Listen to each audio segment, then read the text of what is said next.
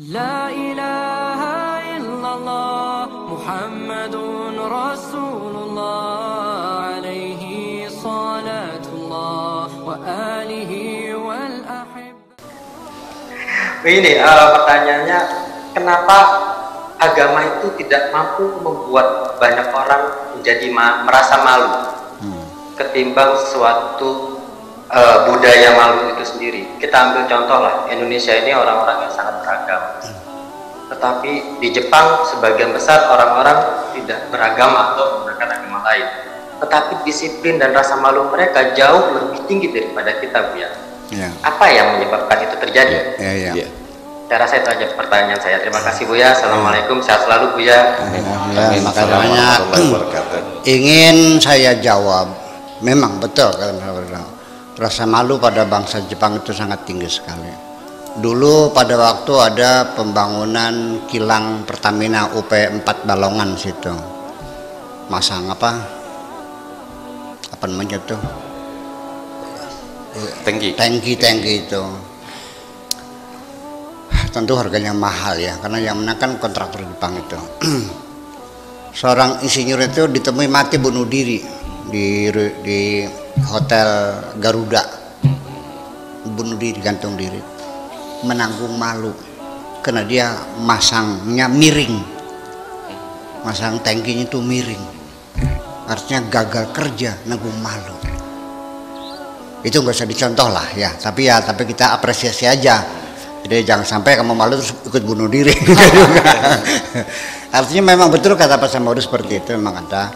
Nah, jadi dari di mana letak kesalahannya? Letak kesalahannya sejak awal itu dari proses pendidikan. Kita agama Islam ini dibangun pendidikannya berdasarkan indoktrinasi. Jadi bukan dari meningkatkan daya menalar anak didik kita. Ya, tiap hari dicekoki dengan neraka, dengan surga, dengan pahala tiap hari begitu saja.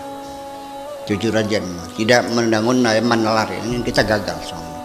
Dan mohon maaf kalau saya berbeda pendapat ya. Ya, gagal itu bukan berarti salah ya. Artinya begini maksud saya. Seharusnya kita sudah dari Jakarta ke Surabaya, dalam angan-angan saya sudah di Semarang, ternyata masih di mana? Masih di Jatibarang. Sewo. Iya, Sewo. Itu jadi masih lambat sekali. Itu jadi tidak meningkatkan daya menalar anak didik kita dengan indoktrinasi, dan indoktrinasinya pun adalah indoktrinasi fikih. Ya, tidak kepada akidah yang dibangun. Jadi mata pelajaran akidah ini sangat minim sekali. Bahkan sampai ada, saya sendiri pernah diperingatkan oleh bapak saya sendiri. Sakur, ajak ke Jeron ngaji tauhid akidah, bokatan zindik. Itu artinya ini bukan katanya, saya mengalaminya. Artinya saya kan dulu kecil kan mendalami filsafat dan segala macam. Bapak saya rupanya cemas barangkali nanti jadi Mu'tazilah. Bagi saya nggak ada masalah mau Mu'tazilah, mau Syiah, kok nggak ada alasan kok. Ya, saya tidak akan pernah menyalahkan siapapun kok.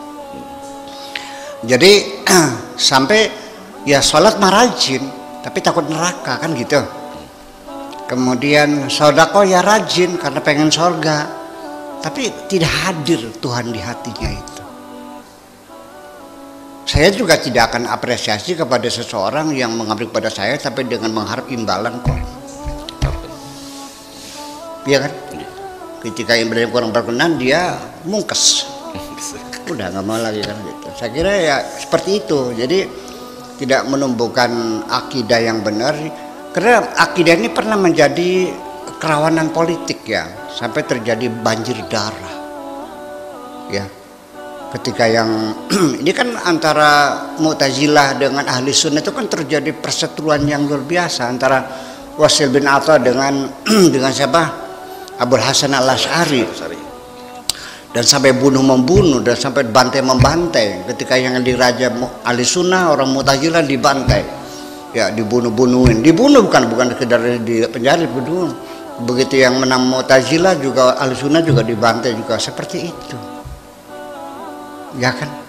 Masing-masing mengklaim akidahnya macam ini. Itu yang menjadi kerawanan. Kali ini perlu kita kemas kembali bahwa sudah saatnya sekarang kita berpikir dengan kesinian dan kedinian.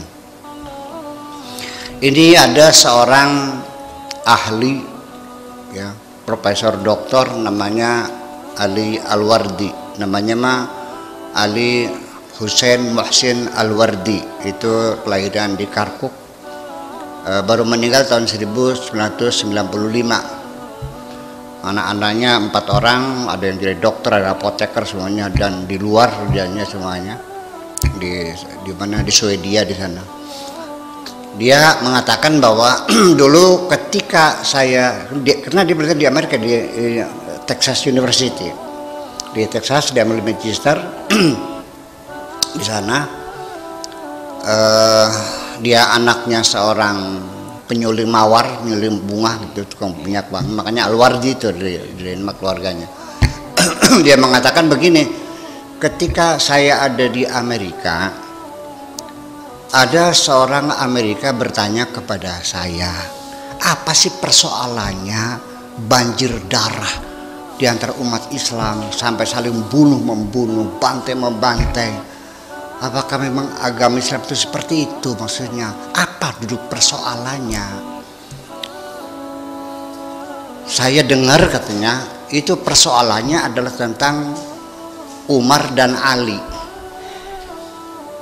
Tolong terangkan mas saya, apakah Umar Ali ini terjadi perseteruan seperti Dawe dengan siapa itu waktu itu? Nah, kalau sekarang kayak Bapak Prabowo dengan Bapak Jokowi lah gitu dalam pertarungan betul. Nah, jadi masalah yang masalah yang menyebabkan pertempuran darah ini adalah karena berebutan kekuasaan, yaitu tentang pertanyaan siapa yang lebih berhak menjadi khalifah, apa Umar apa Ali.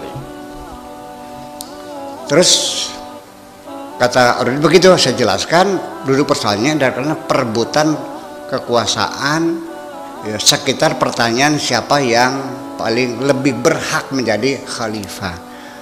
Orang Amerika bertanya, kapan itu terjadinya? Dijawab 1300 tahun yang lalu. Orang Amerika tertawa terpingkal-pingkal hampir terjatuh. Ya Allah, jadi umat Islam itu begitu. Kisah yang 1300 yang lalu sampai sekarang banjir darah, tertawa terbahak-bahak.